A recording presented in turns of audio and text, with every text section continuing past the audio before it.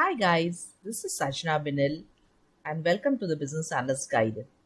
In last week's video, I showed you how to write a function requirement in 4 simple steps.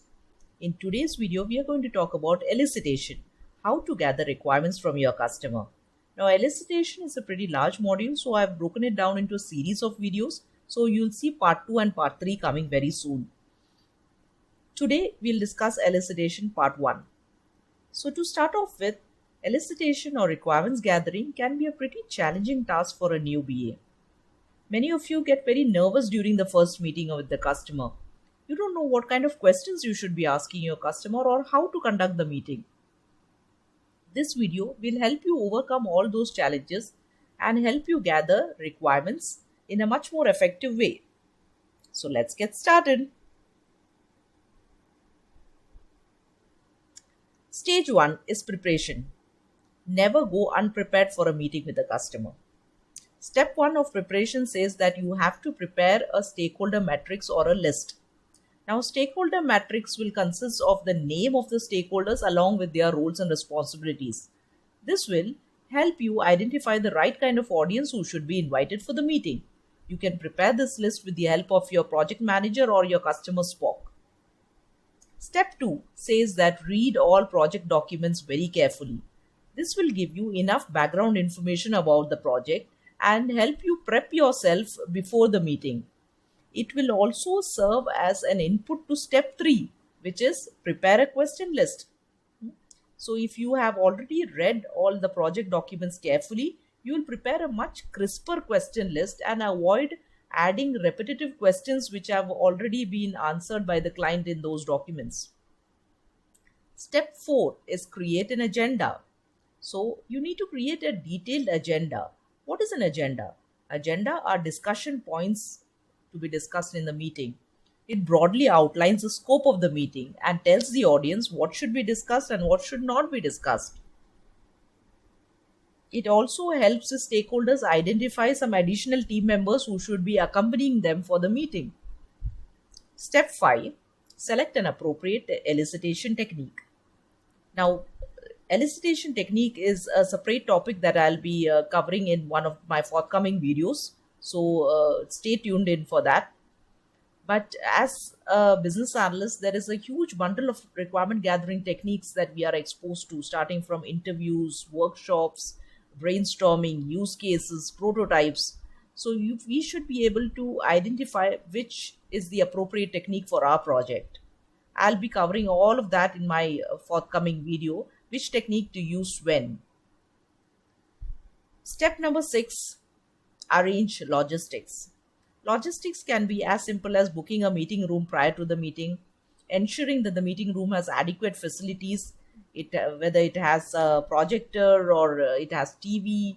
If you intend to give out some handouts to your participants, keep those handouts ready.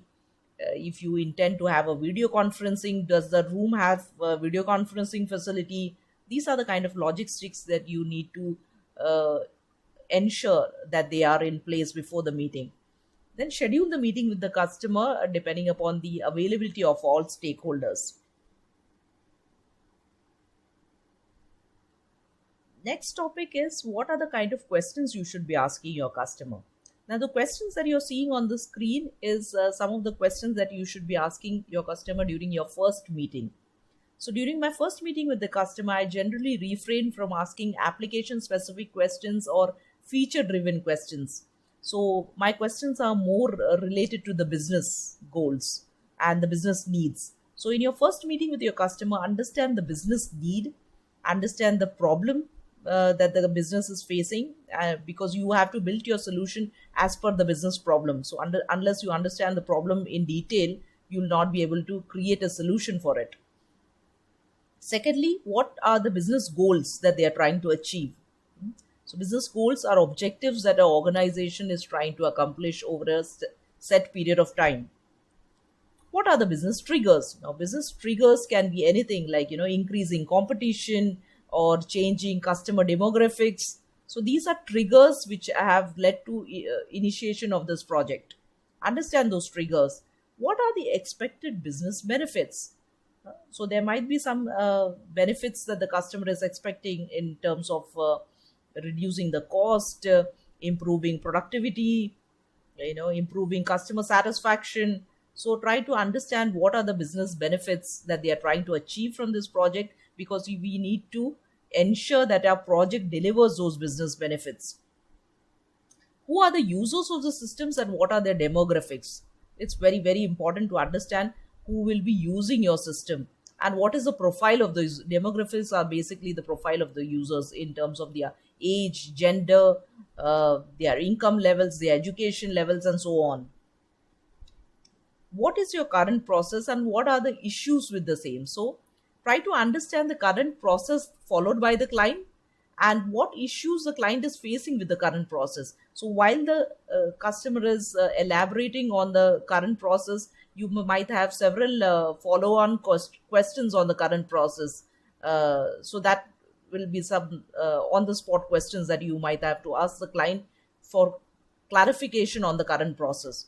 So question number 6 basically is a quite elaborative one, wherein when you get into details of their current process, you will have several sub questions to ask your customer regarding it. Okay, step number 7 says, do you have any supporting documents? This is usually how I close my meetings. If they have some ready documents which elaborate on their current process, I try to gather those documents so that I can get back to my desk and read those documents and further uh, keep my next question list ready. So it's always better to ask for some supporting documents if they have any, which details their current process. Okay, so the questions, like I said, the questions that you're seeing on the screen are not the complete list of questions. I will cover more questions in my part 2 series, where we will talk about application specific questions and feature driven questions that should be asked to the customer. So the next slide talks about how do you need to conduct the meeting. These are a couple of points that you can keep in mind while conducting the meeting. Ensure that you arrive 15 minutes ahead of time and check if all logistics are in place. Start your meeting by greeting and introducing yourself and the team. Step 3, explain the agenda and the meeting goal. Ask your questions one by one and seek clarification for the same. And fifth one, most important, facilitate the meeting. That means you as a BA, you need to drive the meeting and ensure that the participants do not digress from the main topic. If they digress, please get them back on the main topic of discussion so that your meeting is fruitful. And lastly, ensure that you take notes either in your laptop or your notebook. But this is one crucial step that new BAs miss out on. They do not take notes and they just keep listening to the business stakeholders. So that's all for today. But my next video will be on how to elicit requirements part 2 series of this video. Stay tuned in for that. I will be covering application specific questions in that video, more of feature driven questions. We'll see that with the help of an example. For a particular feature, how do you need to gather requirements from the customer? So stay tuned in for that. If you like this video, drop us a like, subscribe to my channel and hit the notification bell if you would like to be notified when I upload a new video. Thank you very much.